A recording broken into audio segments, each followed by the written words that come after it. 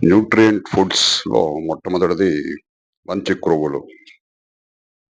అన్ని క్రొవ్వులు చెడ్డవి కావు. కాల్చినవి, వేయించినవి, పాల ఉత్పత్తులలో ఉండే ట్రాన్స్ ఫ్యాట్స్, సంతృప్త కొవ్వులు హానికరమైనవి. కానీ కూరగాయల నూనెలు, గింజలు, తృణధాన్యాలు, చేపల నుంచి మోనో అన్‌సాచురేటెడ్ బహుళ అసంతృప్త క్రొవ్వులు అందుతాయి. ముఖ్యంగా బహుళ అసంతృప్త ఒమేగా 3 క్రొవ్వు ఆమ్లాలు ఆరోగ్యకరమైన ఆహారంలో ముఖ్యంగా ముఖ్యమైనటువంటి భాగాలు. గుండె ఆరోగ్యానికి కూడా ఇవి అవసరం. ఈ 2 రకాల క్రొవ్వుల వినియోగం హృదయ సంబంధ వ్యాధులు, మధుమేహ ప్రమాదాన్ని తగ్గిస్తాయి.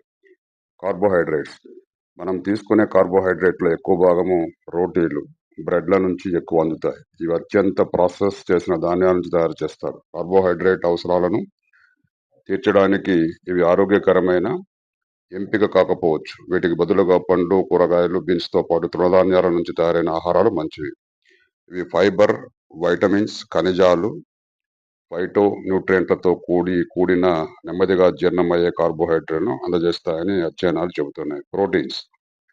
ప్రోటీన్ ఉత్పత్తిలో నిమగ్నమైన జీవక్రియ వ్యవస్థల విషయానికి వస్తే అమినో ఆమ్లాలు జంతువు లేదా మొక్కల ప్రోటీన్ల నుంచి వచ్చాయనేది అసంబద్ధం. కాబట్టి గుడ్లు, చికెన్, చేపలు లేదా కూరగాయలు, కాయధాన్యాలు, చిక్కుల ద్వారా ప్రోటీన్‌ను మీ ఆహారంలో భాగంగా చేసుకోవచ్చు. విటమిన్లు, ఖనిజాలు.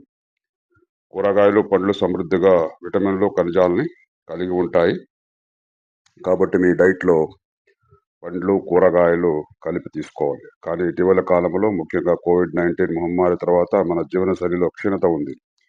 కాబట్టి vitamin D, iron, vitamin B మొదలైన వాటి కోసం కొన్ని విటమిన్ సప్లిమెంట్‌లను తీసుకోవచ్చు. నీరు. మంచి నీరు శరీరానికి అవసరమైన వాటిలో చాలా ముఖ్యం. నీటిలో ఎలాంటి క్యాలరీలు ఉండవు. కాబట్టి రోజుకు 8-10 గ్లాసుల నీరు త్రాగడం మంచిది.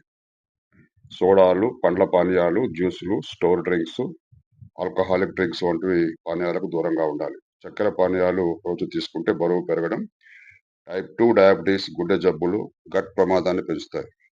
ఈ రోజువారీ ఆహారంలో ఈ పోషకాలని కలుపు తీసుకుంటే మీరు ఆరోగ్యంగా ఉండవచ్చు. సో మరికొంతమంది ప్రధానంగా మిల్లెట్స్ ఈరోజు ఆహారంలో మిల్లెట్స్‌ని వాడడం వల్ల మనకు అనేక రకాలైనటువంటి పోషకాలు లభిస్తున్నాయి. కాబట్టి మిల్లెట్స్ ద్వారా కూడా మనము మన శరీరానికి కావాల్సినటువంటి ఎనర్జీ, శక్తి, carbohydrates, sugars, dietary fibres, fats, proteins, కొన్ని రకాలైనటువంటి B1, B2, B3, B5, B6, vitamin ఇ వంటి పోషకాలను మనం